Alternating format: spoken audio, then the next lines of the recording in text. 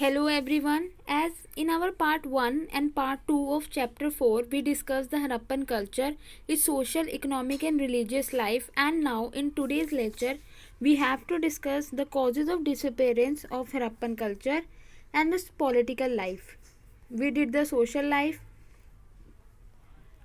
we have completed the economic life as well as the religious life, and today we have to discuss the political life. Political life में सबसे बड़ी बात उन्होंने कही है कि ये हाईली सेंट्रलाइज एडमिनिस्ट्रेशन था. क्यों था? क्योंकि जो प्रोविंस थे किसके, सिंध के, पंजाब के, ईस्ट बलूचिस्तान के, कैथवार के, वो कनेक्टेड थे एक दूसरे से. तो वो कंट्रोल कौन का, सिंगल एडमिनिस्ट्रेशन, एक ही एडमिनिस्ट्रेशन कंट्रोल कर रहा था सारे कनेक्टेड को. और जो उनके थे उनके सिमिलर स्क्रिप्ट थी, उनका कल्चर भी सेम था. कैसे हमें पता लगता है उनका कल्चर सेम था? क्योंकि जो pattern of planning and construction जो सेम थी, script same types of building थी वहाँ एरिया में, सिमिलर वेट्स यूज़ करे जाते थे मेजर. और कुछ scholars have suggested Harappa was a big empire जिसके दो इम्पोर्टेंट सेंटर थे, मोहनजोदारो और हड़प्पा. फॉर एडमिनिस्ट्रेटिव पर्पज़ के लिए हड़प्पा जो था वो गवर्न करता था नदरन पार्ट्स ऑफ मोहनजोदारो. दस और नदरन पार्ट्स को कौन गवर्न कर रहा था? हड़प्पा गवर्न कर रहा था. नदरन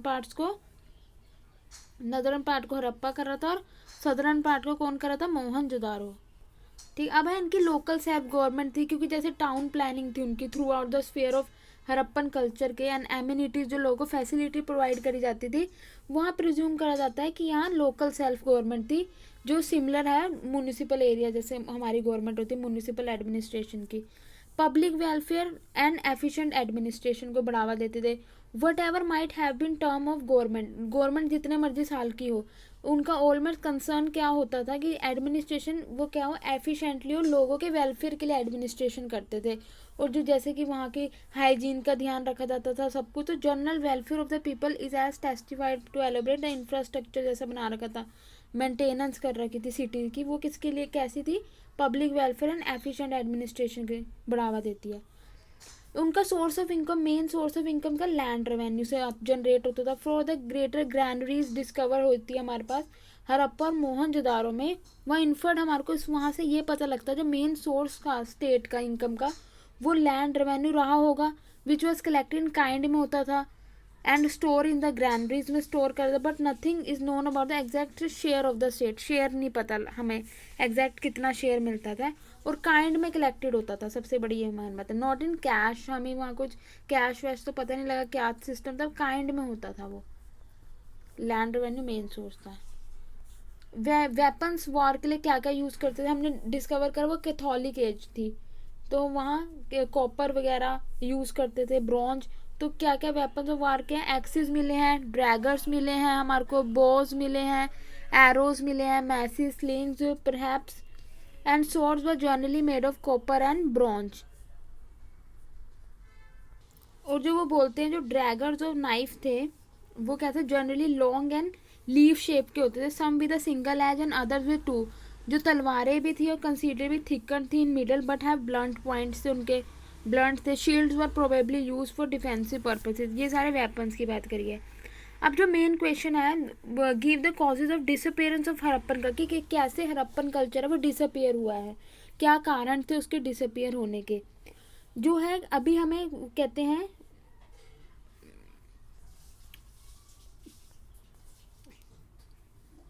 the causes of disappearance of the Harappans were not known. अब एग्जैक्टली पता नहीं क्या क्या हुआ है उनके साथ, कैसे वो हड़प्पन कल्चर चला गया.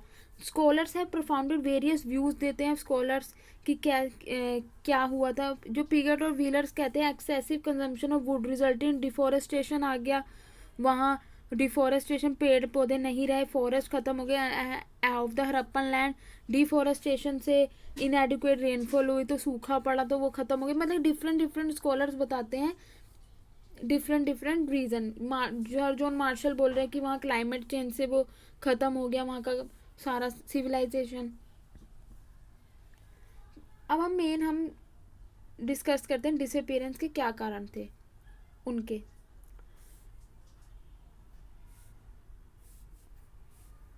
सबसे पहला कारण है फ्लड्स.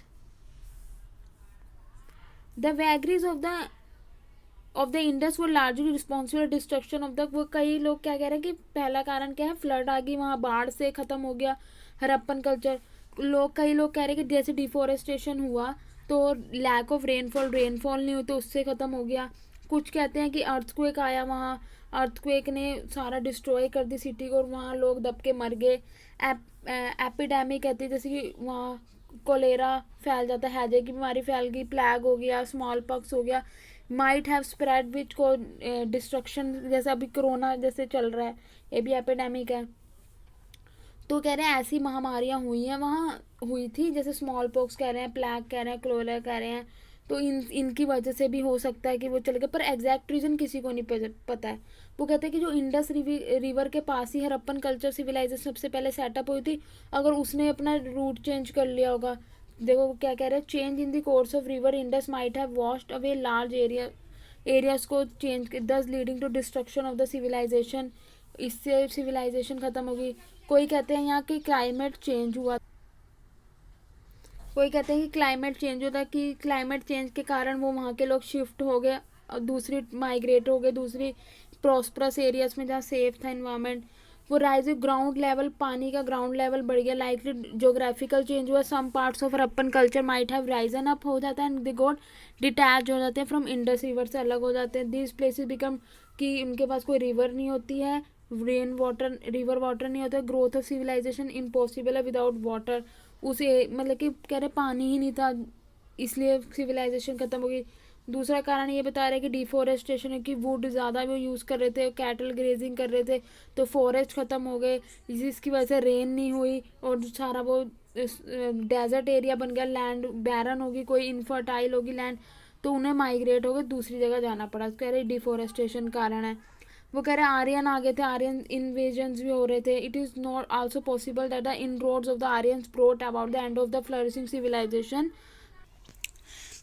यहाँ बोला गया कि आर्यन इन्वेजन की वजह से भी ये कल्चर ख़त्म हो गया, जैसे कि the invaders might have come through the Hindu कुछ से आते हैं, डिस्ट्रॉय करते हैं उनके कल्चर को and subjugated the people of the Harappa के लोगों को सब्जू, but this theory is not supported by any convincing archaeological evidence. ने इस थ्योरी को किसी ने सपोर्ट नहीं करा है। जैसा इसमें कहा गया है कि आर्यंस ने भी उनके कल्चर को ख़त्म कर दिया, might have come through the Hindu कुछ से आते हैं, वो डिस्ट्रॉय करते हैं उनके कल्चर को एंड द सब्जुगेट करते हैं people of Harappa, but this theory not supportive and convincing archaeological evidence को ने इस थ्योरी को रिजेक्ट कर दिया है। देखो अभी हमें पूरी तरह पक्की तरह हम ये नहीं कह सकते हैं कि उनका कल्चर कैसे करता है। Nothing can be said with certainty about the mode और cause of disappearance of the Harappan culture. One single factor can not have brought the end of, कि एक सिंगल फैक्टर हो ही नहीं सकता जो उनके कल्चर को ख़त्म कर दे। इतना वेल प्लान्ड और सिविलाइज सोसाइटी को कैसे ख़त्म कर दे। The decay and disappearance of culture must have been the outcome of process, मतलब कि धीरे धीरे वो कल्चर ख़त्म हुआ होगा।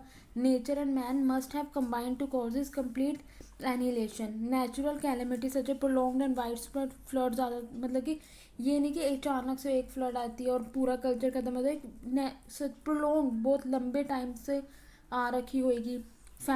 अगर कोई बीमारी भी है, कोई महामारी भी है, वो लंबे टाइम से फैली होगी। Earthquake, death and destruction in various parts of, पर मेनली कहा जाता है कि it invasion of Aryans which must have destroyed a large number of non-Aryan people, the Harappans and their culture।